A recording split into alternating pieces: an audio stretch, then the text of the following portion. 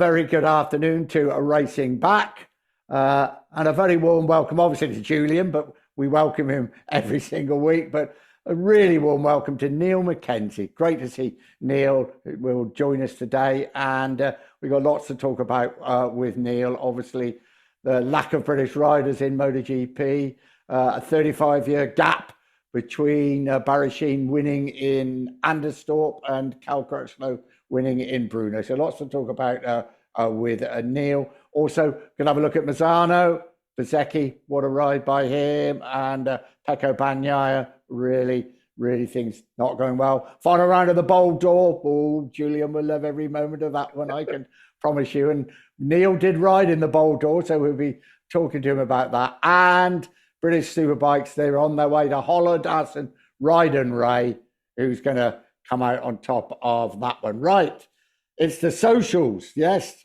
we are really getting up to date here. It doesn't mean that I can get it absolutely right. Here we are. This is from Org Balsara. Awesome episode as always. Thank you, gentlemen, for bringing back the good Dr. Martin Rains. Well, that was absolutely our pleasure.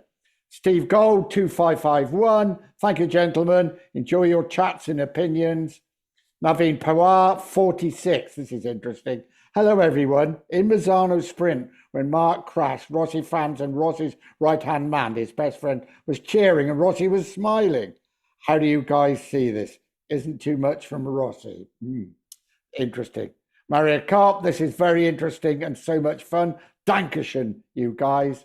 And a couple of older ones. Here we go. If you guys, oh, Neil, this is for you. If you guys do get the legendary Niall Mackenzie on the pod, can you get him to bring Mad Mark with him? That's probably something between you and, yes, Mad Mark. We might discuss that a little bit later on. And Charlie Cox, I wonder if it's the Charlie Cox that worked for BBC Television. It'd be nice if it was. Superb pod, loving the ramblings, lots of MotoGP pods. Seem to focus on only recent results and news. Loving that you two mix this with your motorcycling history lessons in there too. Yeah, don't believe everything we say though, Charlie, but there you go. And Similine 59, thank you for this wonderful podcast. Great to be able to hear your wisdom from the other side of the world. So there we go. Let's get underway. Let's start with Misano. And let's start by saying, Neil, I looked down the entry list at Misano. No British riders in MotoGP. One, the admirable Jake Dixon in Moto2, and two in Moto3, Ogden and O'Shea. What the hell is happening? Well, that's a big question and probably quite a long and complicated answer. It's difficult. It's never been so grim for British riders.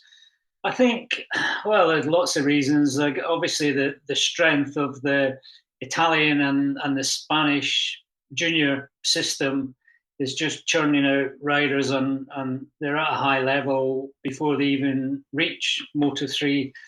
So it's just difficult. We have got lots of great junior championships throughout the world, including in the UK, but the British Talent Cup, which is backed and monitored by Dorna and actively funded in many ways to help British riders, is great. We've got full grids, we've got great riders, but the level there and the pace of the winners doesn't really match the pace of the riders in the Junior World Championship, the Spanish Championship, if you like, and the Red Bull rookies. So it's very difficult for the British riders that even succeed in the British Talent Cup to join these European guys because they're so much further down the road and riding so much faster. A good example was last year when Marco Morelli came to Thruxton, never seen the racetrack before, raced in the British Talent Cup, once cleared off and won both races, and that kind of underlines the level that the British Talent Cup is at. It's no one's fault, it's just the way it is. I just think it's in Spain they have obviously the climate and the little tracks and the mini bikes, and there's just a a barrel load of riders coming through that system, and they start from an early age, and they're coached, and they have the opportunities, and and then they've just a huge amount of riders ready to jump the Moto3 paddock, whereas we just don't have that in the UK. Is there a solution?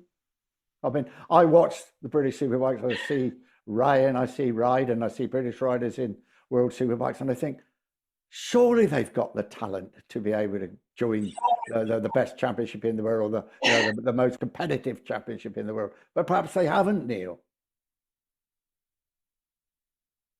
They have the likes of Brad Ray, Kyle Ride, Danny Kent, Taz, my youngest. They all made it into the Red Bull rookies. But when they got there, the other riders, like I said, they had so much more experience and were ready to compete at the front in the rookies. And of course, there's only one or two of them that's going to get picked to go to the next level. So it's difficult. You get 1 or 2 years, or a maximum of 3 years, and if you don't prove yourself, then it's very difficult. And there's other riders around you that are proving themselves, and they're going to get picked because they're faster and more successful.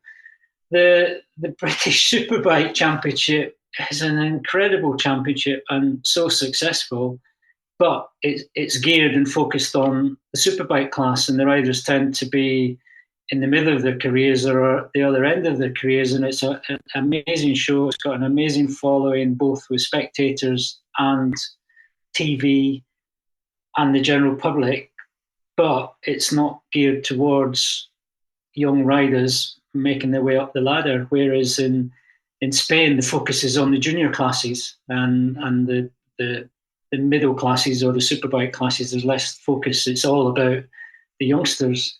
But it's a completely different product. There's no spectators at the Junior World Championship. It's basically just geared towards the riders. Whereas in British Superbike, I mean, it's such a different product. As I said, there's so many classes. The grids are all full in all of the classes. The F900 Cup, Super Sport, Sport Bike, Super Sport, Super Stock, and Superbike.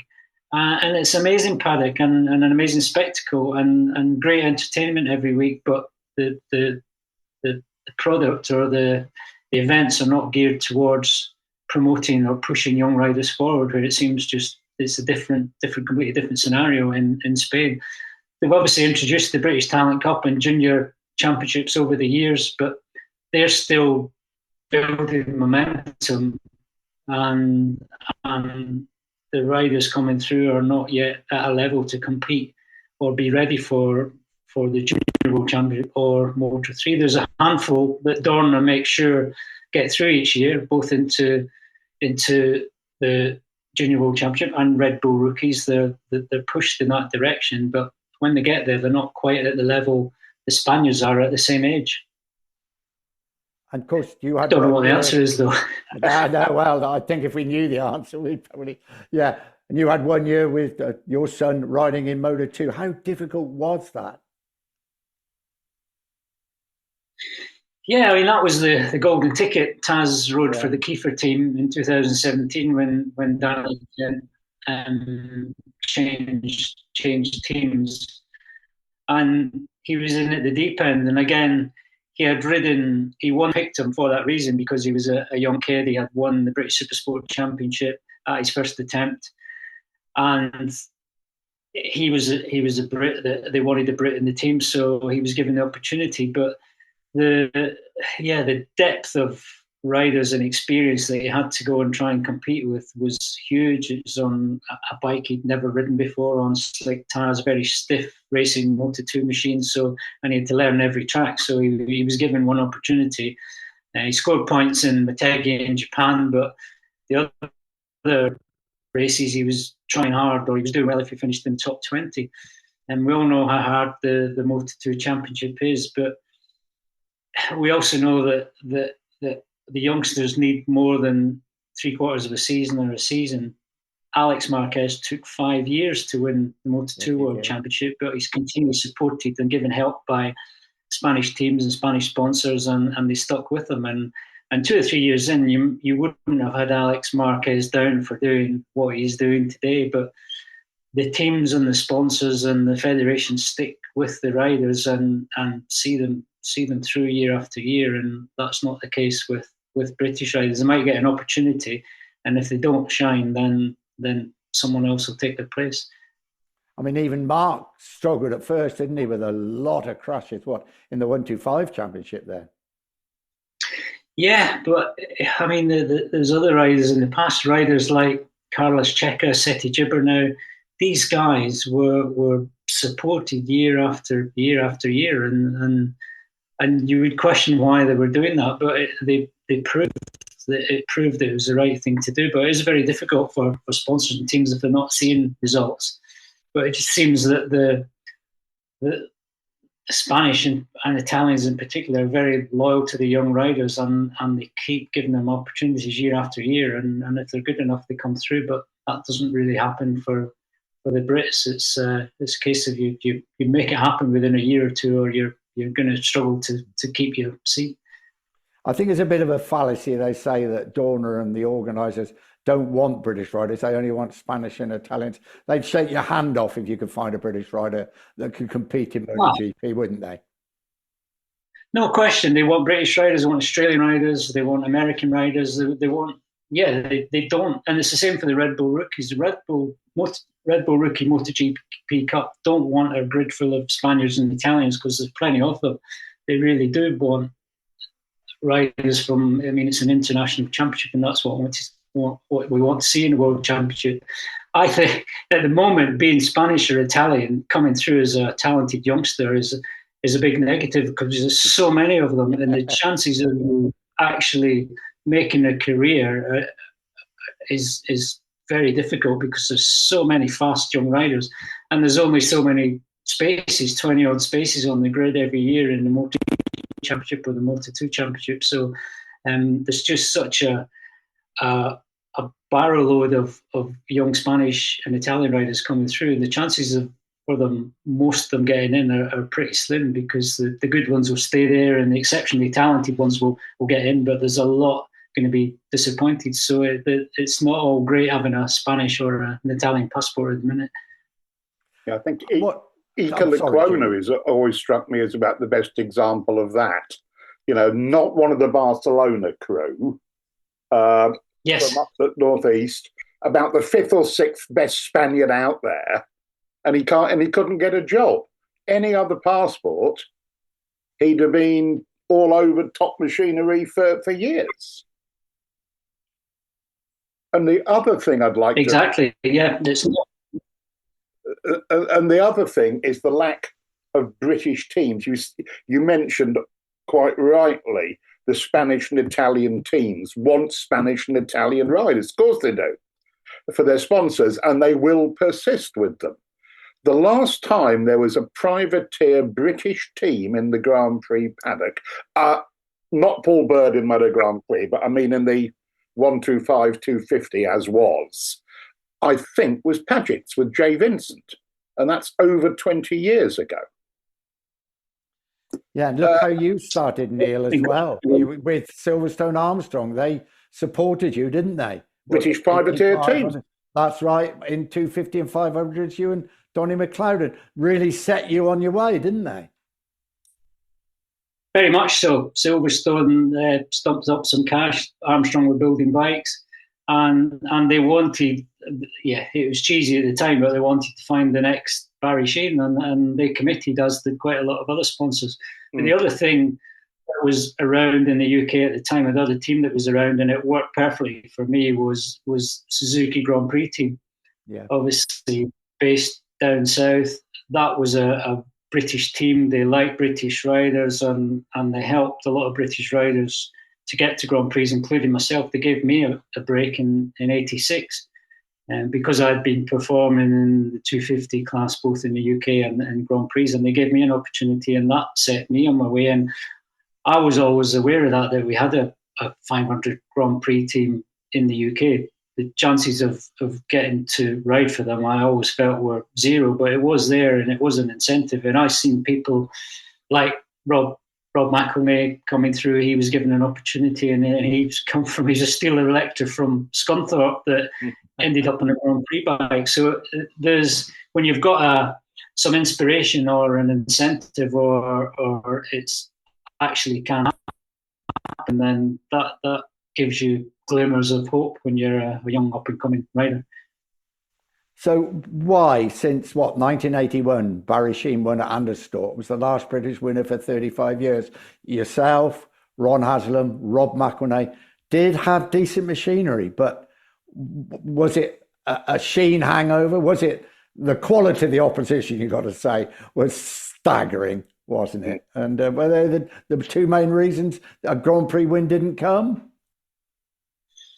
Well, yeah, the opposition, I guess, back then as well, if you were on a decent bike, you had more chance of finishing at the front. I think disparity in the bikes was greater, so it's probably easier to feature a bit closer to the front, because if you were on a factory bike, you had a good bike, then that would definitely help. Whereas when it came to the Crutchlow era, and the bikes were all so similar, so it was really down to, I think, talent, which Cal Crutchlow had, but also having a good team around you, good staff, good crew chiefs. All of that is so important now. Good electronic data guys. Everything really is so important, because everything is so much closer. I don't think there's any lack of kind of ambitious young Brits, but just finding your way through the system, which Cal Crutchlow managed to do. He started off in the R6 Cup in the British Superbike paddock. He was very ambitious, jumped on the Superbike, was given his opportunity in the World Supersport Championship, and then won that championship, and then was straight into MotoGP. I think a lot of it is timing and just the way things were at that time. And he just, a bit like myself, although he went on to greater things than I did, there was some opportunities just along the way in his career, and he grabbed them with both hands, and we know he gave it 100% every time he was on a bike. And I think it was just openings, and it just worked for him. Same as riders in other championships like Johnny Ray and Eugene Laverty, and these guys have all come through as well, just grabbing opportunities. I think part of the problem in the British Superbike paddock is it's a fantastic place to be. There's 11 rounds. It's an amazing paddock every weekend. You've got TV, you've got great circuits, you've got spectators, and it's a really comfortable place to be. And everyone's aware that trying to get out of that, it's so difficult. And I do feel like sometimes a lot of riders won't sacrifice enough or take the chance when things are going quite well. Superbike, it's a comfortable place to be. It's an amazing championship, and it's great going racing every weekend. But to go to the next level, you've pretty much got to put everything on the line and sacrifice the chance of having a comfortable British Superbike career, if you like. So it's I can see why people don't take the risk. I always thought, going back a few years, when Craig Jones and Leon Camier were the two upcoming superstars in the domestic paddock, that Leon Camier clearly was not satisfied with being in the British paddock. He wanted out and into world competition as soon as he could. Whereas I think Craig, lovely man, wonderful rider, was comfortable, the word you used, in the British paddock, and no doubt could earn a very good living. And that there is, it takes, Crutchlow came up through the British paddock, very unusual. Bradley Smith and Scott Redding, our two most successful riders of the last decade, I don't think either of them touched British tarmac before they went to Grand Prix. I remember at Katarnik when Scott Redding qualified on the front row, and I was running around like a blue-arsed what's-it going, who the hell is this? This kid who with his own lines into turn one never followed anybody. And had this big wide... Dorner, wasn't it, that took them? Yep. Scott Redding, Bradley Smith and Danny Webb, wasn't it? Of course, Danny as well, yes. And Danny Kent as well later on. And tried to get them into almost into the Spanish system, wasn't it? Well, they were. Find that fun. They were. Both Scott Redding, obviously Danny Kent and Bradley Waring did become of that standard. Yeah. And World Superbikes, Neil, I mean, there's people earning, a very, very good living and very incredibly talented riders. And why should they step up to MotoGP and really struggle? You can see the reasons why, can't you?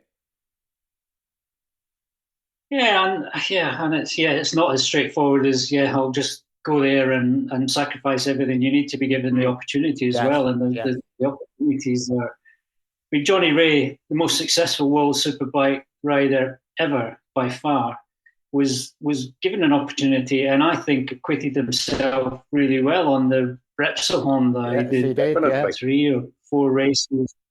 Strong rise, didn't crash it, brought it home, did everything he possibly could, and that was a classic example of someone at that time and the age he was to be given a commitment for 2 or 3 years, and I've got no doubt he would have succeeded, but he was basically then just parked up again and went back to World Superbike and for whatever reason wasn't given the opportunity.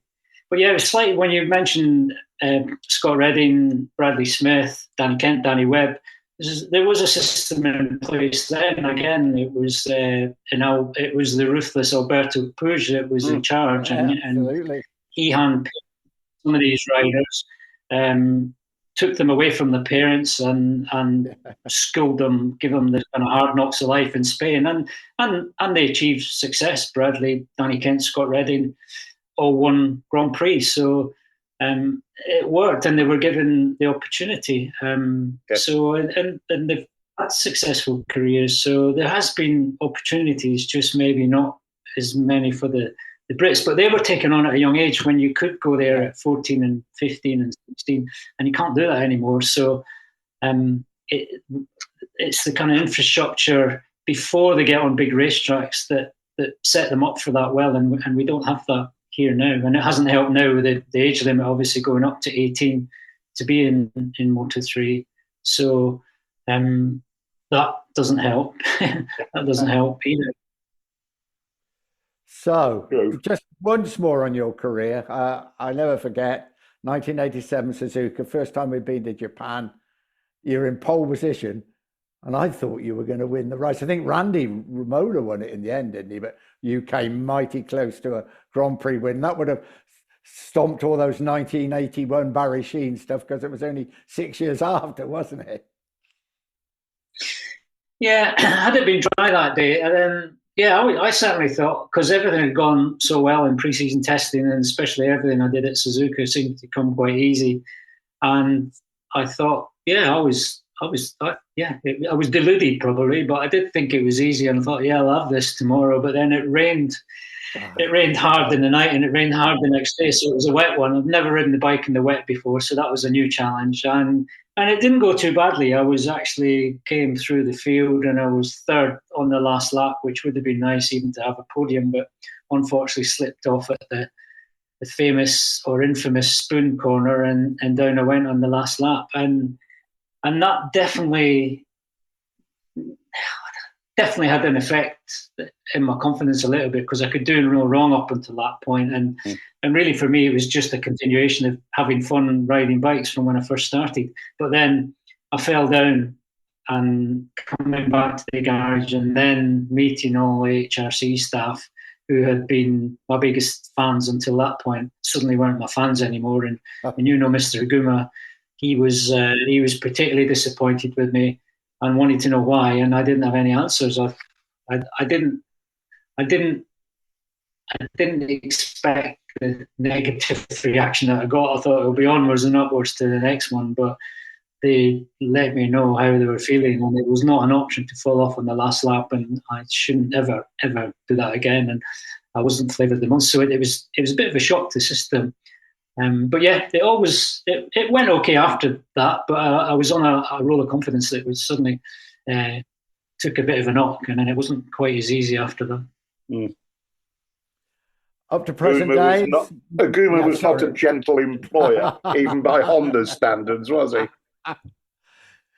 I had only kind of just got to meet him at that point. I'd known him for a few months, and I did become good friends afterwards. But I didn't really everything because I was doing no wrong to that point. As I said, testing. I'd actually won a race at Suzuka a couple of weeks before with all the regular Japanese riders there and a few Grand Prix riders, and it probably came too easy, and that I thought I could do no wrong. But yeah, it was all part of the learning process.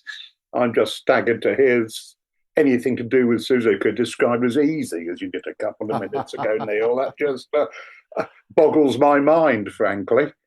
Nick, we're at the 10-minute warning mark. Oh my God! Right. We better plow on. Come on. Bezzecchi's performance in Misano, I think, encouraging for everybody. Agreed.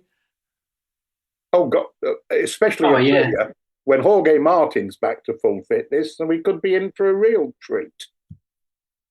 He didn't let go, did he, Neil? But he just couldn't quite lay a glove on Marquez at the end there. It was the dream weekend. Even still, a win and a second was a dream for Aprilia in Misano, Ducati's backyard. But the Aprilia, and I watched it last year, every now and again, it just looks like it's on absolute rails. When Alicia Espargaro was doing his thing last year and winning, and some weekend it just looks so good. And the opposite to that was Bezzecchi on the Ducati last year. It wasn't happening at all, and he was very average. And it just shows you the right bike and the right package. And now that he's built his confidence, it's amazing. And like I say, when Jorge Martin gets back up to speed, it must be inspirational for him. But yeah, to do what he did in Misano it's great, and we need that in the championship. We need different guys winning races. Yeah. And what about Pecco Bagnaia? I mean, have you been through periods like that in your career when the confidence is just drained out of him, isn't it?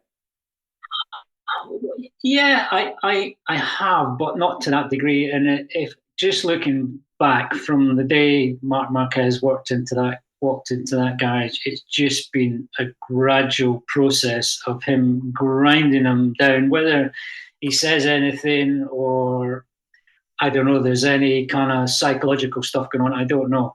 But just the fact that he's grinding him down or just killing him, really, and no one ever seen that happening.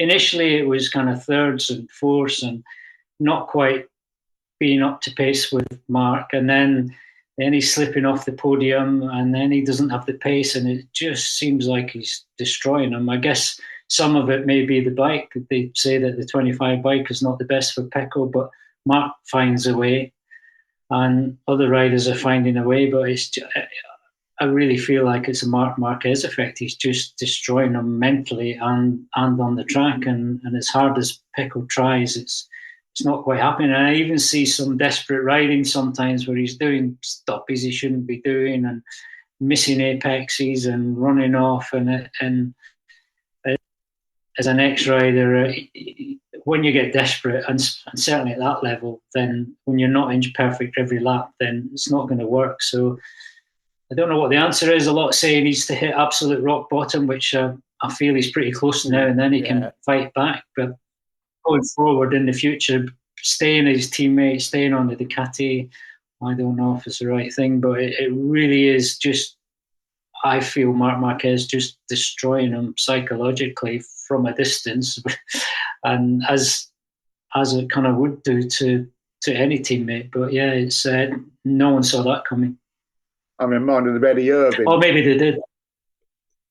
Yes. I'm reminded of Eddie Irvine's comment about working with Michael Schumacher as your teammate. It's like going into work every day and then hit around the head with a cricket bat. Yeah. Right, lads. Come on, Julian. I've been talking too much. The Bol D'or. Now then, come on. Neil's ridden in it. You know all about it. Some about it. I think you know a lot about it. Final round of the championship. Yeah. Works Yamaha leading by 1 point from BMW. Factory Kawasaki 4 points further back. And Factory Suzuki 10 points further back. 40 points for the win in a 24-hour race. A tyre war, a full factory war. What a treat. O'Halloran on the Yamaha, Dan Linfoot on the Suzuki, which is the form bike at the Bol D'or. I think it's won 4 out of the last 5, the cert team, or Yoshimura cert, as they have been for the past couple of years. Sylvain Gintoli on the BMW in second, with Reitenberger and Odendahl. And the British-born Greg Black, of course, on the Suzuki as well, although he's about as French as you can possibly be. It's just what I love about this form of racing. It's a proper factory war with works bikes.